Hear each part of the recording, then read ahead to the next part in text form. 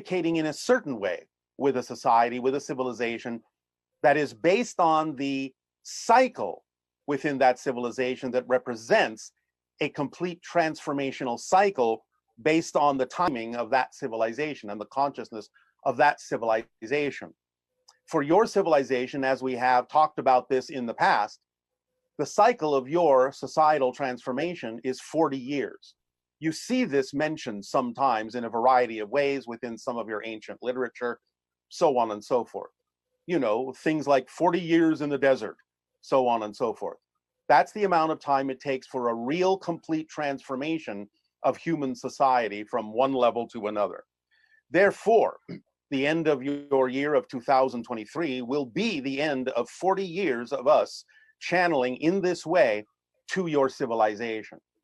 After that, the way in which we deliver information to you will change, because it will be now more keyed and more focused on the idea of really taking the time to prepare you for the beginning of the window of open contact. So there are 3 of your years remaining for the kind of information we're delivering now that gives you the opportunity to change yourselves, to change how you experience your reality, to apply the formula, the instruction manual in your lives in a way that will truly prepare you for the change to come at the end of your year of 2023, to absorb information in a different way from us for the purpose of really strengthening and increasing the probability of open contact for those who wish to align with that energy. Okay. You've talked about the COVID pandemic having been extended due to our behavior, having choices, yes, choices, right? So since our beliefs create our reality, and what we are seeing is actually other versions of reality being seen through a glass wall, how can our behavior be a factor? Your behavior determines what side of the wall you're actually on. Because remember, action is the language of physical reality. And therefore, if you say you are of a certain frequency, but are not necessarily acting like you're of that frequency, then you may be on the other side of the wall. Plus, it's important to realize that many people, while they may wish to be on one side or the other, aren't necessarily as clear within themselves about what their true beliefs and fears are that may put them on one side or the other that they may not even realize they're in. So it's very important to be very clear about the idea of your belief systems, what you truly believe, not wish you believed, but truly know to be true for you, and how your actions might align with that. Because sometimes things that may seem to be representative of what you don't prefer may actually be the path of least resistance for you if you're honest about what you really believe is possible for you to experience when you observe what other people may also be choosing. You have to be really clear that you either are or are not a part of something, are or not in alignment with a consensus belief system.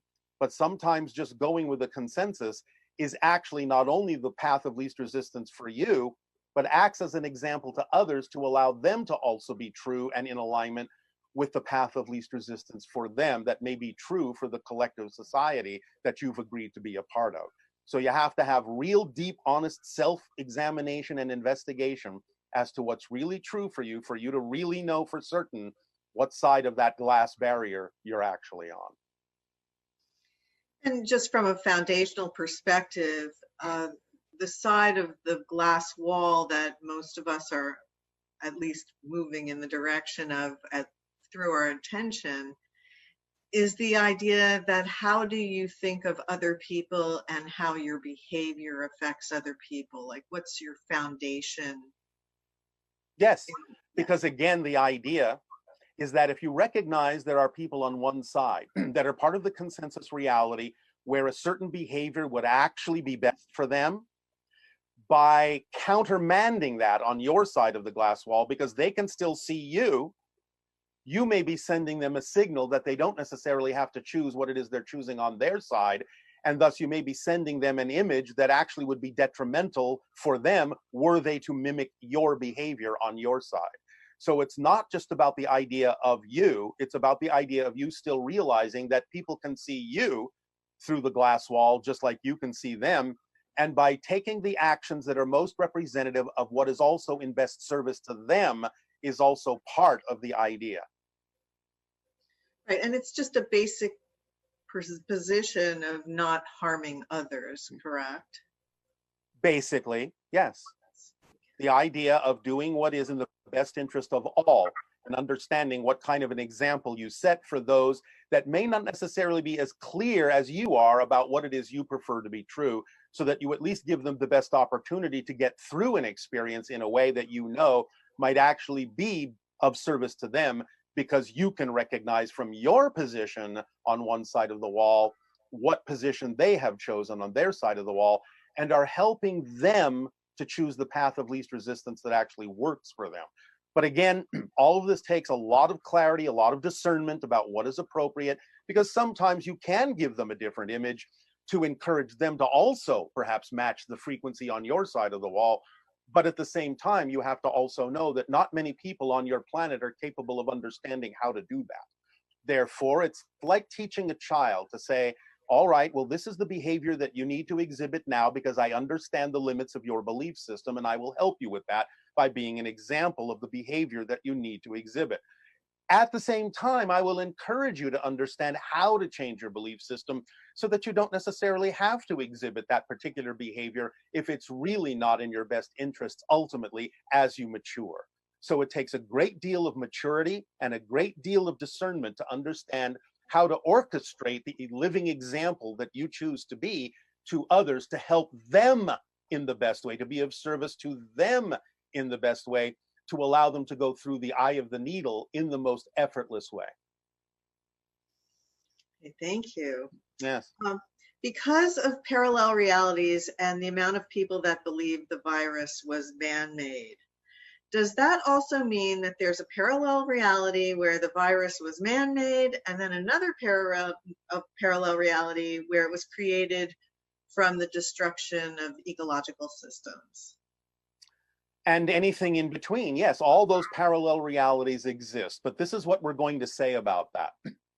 It doesn't matter.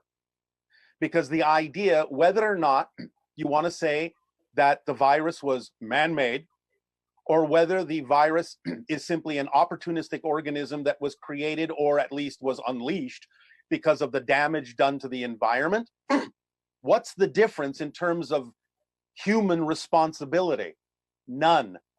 So the idea is to simply focus on the idea of taking more responsibility for the choices that are made, because whether or not the destruction of your environment unleashed the virus, or whether or not it was man-made and was accidentally or purposely unleashed, matters not, when you understand that the bottom line to all of those scenarios is to take responsibility for the idea of the acceleration of the virus, since it is still connected in some way, shape, or form to the choices that humanity has made.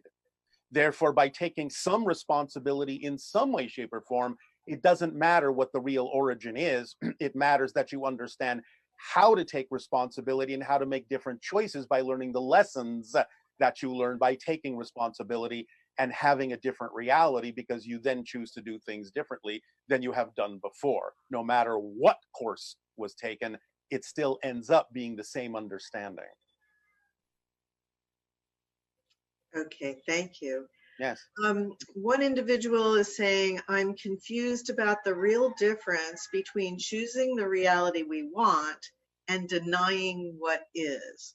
They are paradoxically opposed. For instance, in subjects concerning evil forces on Earth and beyond, how can we really choose what we want without being in denial of what is? All right, well, first of all, the opposition that you're sensing is because of the terminologies that you're choosing to identify these things with.